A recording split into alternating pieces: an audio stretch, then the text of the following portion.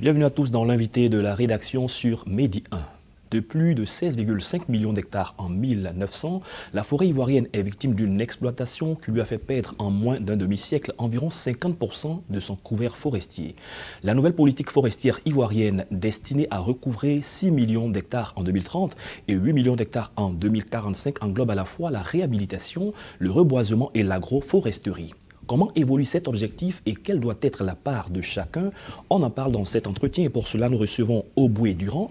Il est le président du Club de développement durable de Côte d'Ivoire, le CDDCI. Bienvenue Oboué Durand. Merci beaucoup Thomas. Nous allons parler avec vous de la forêt ivoirienne. Comment est-ce que votre club se sent-il concerné par les questions liées à la forêt ivoirienne?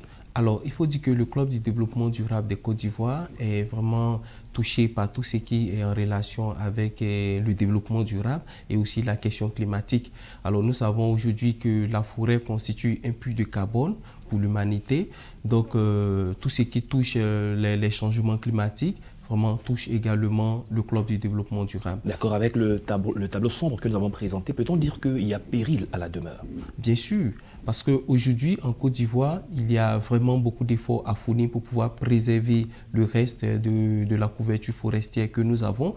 Et puis, naturellement, il faut contribuer à reforester tout le couvert forestier que nous avons perdu. D'accord, depuis quelques années, on dirait même une dizaine d'années aussi, on fait des sensibilisations, des appels au reboisement. Est-ce que vous pensez que cet appel, il est mis en pratique? Il est certainement entendu, mais mis en pratique parce qu'aujourd'hui, peut-être que le constat est le même. Il est mis moins en pratique, comme on le constate sur les médias, parce qu'on fait vraiment beaucoup de sensibilisation autour, mais en termes d'action, il y a vraiment très peu d'action. Alors, je comprends la réaction de ceux qui doivent passer à l'action pour faire les actions de reboisement. Premièrement, parce qu'il est vraiment difficile d'avoir des superficies à reboiser. Ce n'est pas vraiment tout à fait évident. Et deuxième chose, pour avoir les essences à reboiser, reste encore un défi pour les populations et les organisations de la société civile qui veulent s'engager dans les actions de reboisement. On a vu les années dernières des actions d'ensemble pour reboiser. Quel est le suivi après que des personnes, des ONG se sont déplacées sur le terrain pour faire des plantings?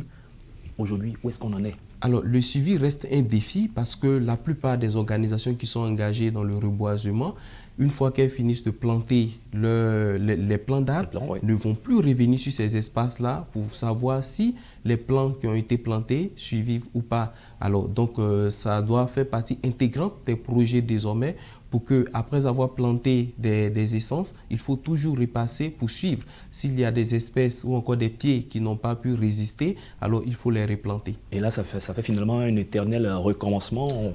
On plante 5 millions ou 1 million de pieds. 3 ans après, peut-être que toutes les essences sont mortes. Il faut reprendre. Effectivement, parce que par moment, après même le passage des acteurs du reboisement, 2 ans après, si vous ne repassez plus, lorsque vous repassez, au lieu de trouver des arbres là, vous allez retrouver désormais un champ de maïs, un champ de manioc ou encore d'autres cultures pérennes par exemple. Alors donc le suivi est tout à fait indispensable. Il faut associer également les agents des eaux et forêts pour que eux également ils puissent préserver les espèces ou encore l'espace qui a servi de reboisement. D'accord, il y a une politique qui est menée par le gouvernement. Quel est votre avis sur cette politique déployée pour reboiser de la Côte d'Ivoire? Alors cette politique est salutaire, mais il y a encore toujours des insuffisances parce qu'aujourd'hui, si moi je décide de faire un reboisement, c'est vraiment difficile d'avoir un espace parce que les espaces, la plupart du temps,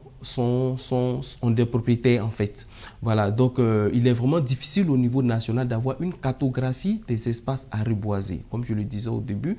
Et lorsque le reboisement est lancé, naturellement, le suivi encore reste un problème. D'accord.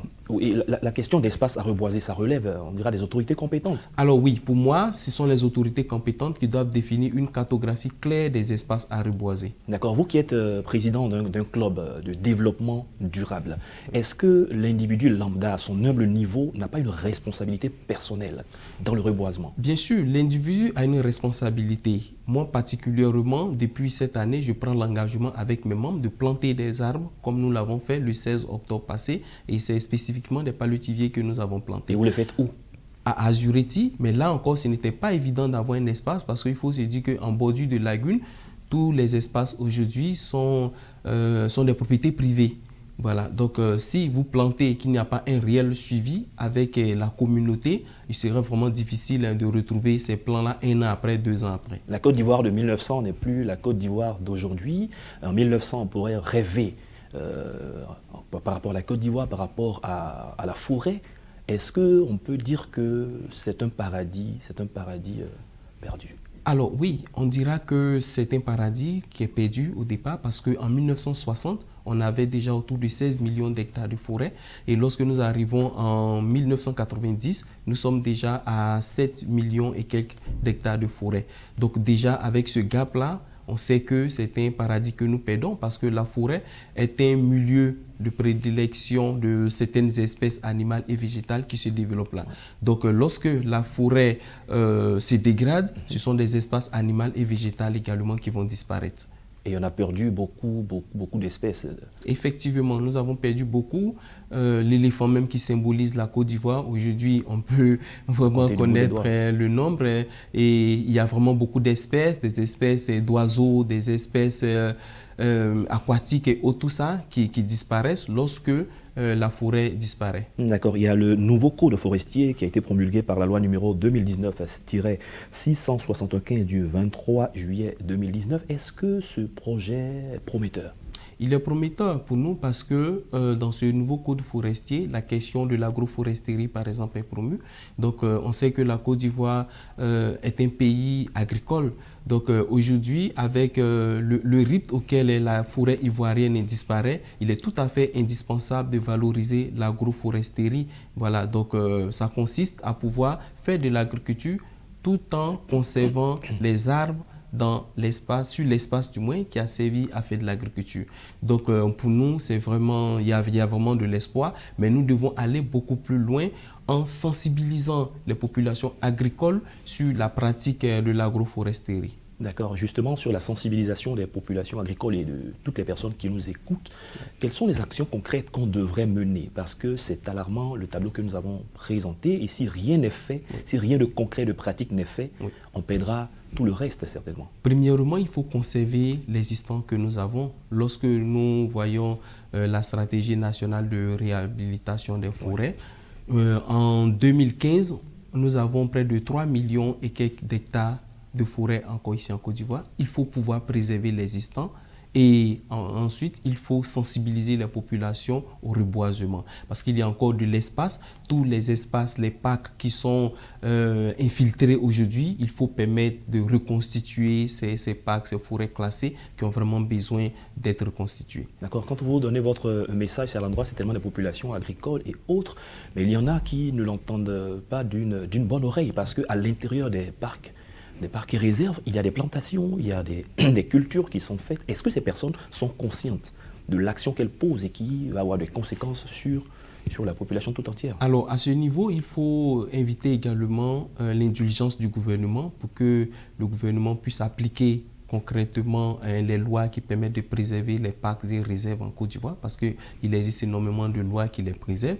Et le gouvernement a intérêt à trouver des espaces pour permettre à ces populations-là de pouvoir développer leur agriculture. Parce que si elles se retrouvent dans des parcs, c'est parce qu'on se dit qu'elles n'ont pas vraiment d'autres issues pour pouvoir développer leur agriculture. Donc en même temps que nous sommes en train de préserver ces parcs, on peut sensibiliser la population au développement de certaines cultures et aussi à déployer certains espaces qui peuvent vraiment permettre de développer l'agriculture. D'accord. Quel est le message que vous envoyez à l'endroit des universitaires, des étudiants, parce que vous aviez été récemment à la 5e édition des Journées universitaires du développement durable?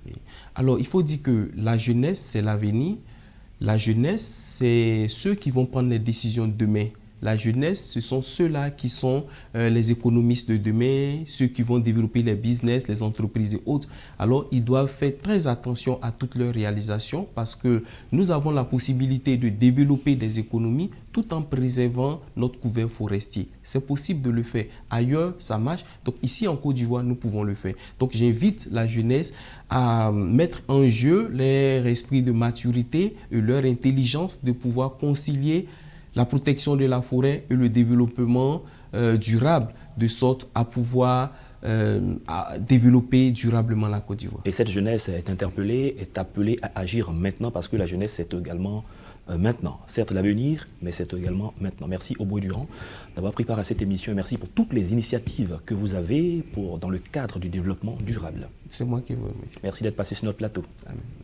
C'est la fin de cette émission. Merci à tous de l'avoir suivi. Excellente suite de nos programmes sur Medi 1.